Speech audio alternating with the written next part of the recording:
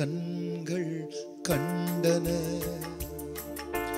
மறைவாய் வளர்வதை கவனித்தீரே, கருவை உம் கண்கள் கண்டன. மறைவாய் வளர்வதை கவனித்தீரே, அதிசயமாய் பிரமிக்கத்தக்க பக்குவமாய் உருவாக்கினீ. அதிசயமாய் பிரமிக்கத்தக்க பக்குவமாய் உருவாக்கினீ. நன்றி ராஜா இயேசு ராஜா, நன்றி ராஜா இயேசு ராஜா, என்னை காண்பவரே, தீனம் காப்பவரே, என்னை காண்பவரே,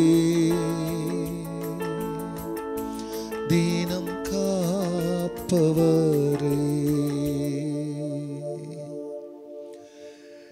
கர்த்தருடைய பரிசுத்த நாமத்திற்கு மகிமை உண்டாவதாக.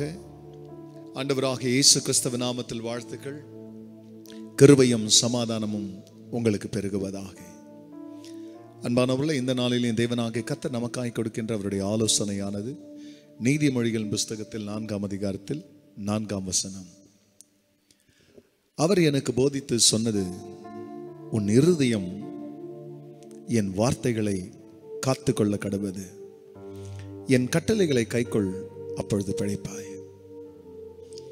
அன்பானவர்களே, இதோ இந்த இடத்துல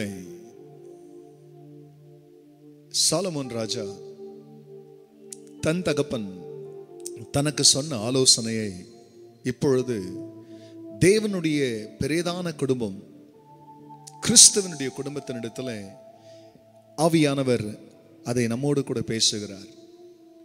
வேதம் நமக்கு சொல்லுது, வாழ்க்கையில சட்டம், கட்டளை, நேமம், நியாயம் இதெல்லாம் இருந்தால் மட்டும்தான் உண்மை, ஒழுக்கம் இதெல்லாம் இருக்கும். ஆனால் கட்டளை என்ற ஒன்று வாழ்க்கையில இல்லாம போச்சு அப்படின்னு கேட்டா நம்ம இஷ்டத்துக்கு நடப்போம். பிள்ளைங்க பெற்றோருக்கு கீழ்ப்படியாது. பிரியமானவர்களே, இப்படி ஒருத்தருக்கு ஒருத்தர் கீழ்ப்படியாம கட்டளை இல்லாத இடத்துல கீழ்ப்படியாமைகள் தலை தூக்கி ஆடும் பொழுது என்ன நடக்கும் அப்படின்னு கேட்கும் பொழுது அந்த இடத்துல வாழ்க்கையின் மேல், ஜீவனின் மேல் ஒரு மனக்கசப்பு உண்டாகும். இங்க அவர் சொன்னார், அவர் எனக்கு போதித்து சொன்னதாவது, என் கட்டளைகளை கைக்கொள், என் கட்டளைகளை கைக்கொள், அப்பொழுது பிழைப்பாய். எவ்வளோ தடவை தாவீது ராஜாக்கு எவ்வளோ சத்துருக்கள், எத்தனை தடவை இருக்கு மரணம் நேரிட்டு இருக்கும். ஆனா எல்லா மரண பாதைகளிலும் அவரை காப்பாற்றினது எது அப்படின் போது, தேவன் தனக்கு கொடுத்த கட்டளையை தன் உள்ளத்துல வைத்திருந்ததுனால அந்த கட்டளையை நீயும் காத்துக்கொண்டா அந்த கட்டளையின் வழியா அந்த கட்டளை உன்னை காத்துக்கொள்ளும், அப்பொழுது நீ பிழைப்பாய். இதை கேட்கிற அன்பு உள்ளங்களே, உங்க இதயத்துல தேவனுடைய கட்டளைகளை நீங்க கை கொள்ளும் பொழுது, அதை காத்து கொள்ளும் பொழுது, அப்பொழுது நீங்கள் பிழைப்பீர்கள். கண்களை மூடினவர்களாய் ஜெபிக்கலாம். பரிசுத்தரே, உங்க நாமம் மகிமை அடையட்டும்.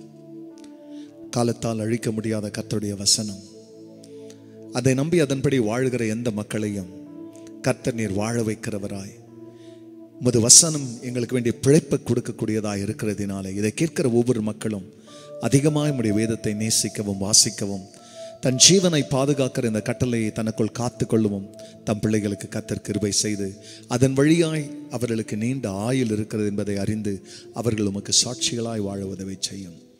கர்த்தர் ஜெபத்தை கேட்டதற்காய் நன்றி. எல்லா மகிமையும் கர்த்தர் நேரிடும். நல் மீட்பர் இயேசுவின் நாமத்தில் வேண்டிக் கொள்கிறேன் பிதாவே, ஆமென், ஆமென். ஆராய்ந்து அறிந்திருக்கின்றீ, சுற்றி சுற்றி சூழ்ந்து நிற்கின்றீ. God bless you, church. Have a blessed day. Amen.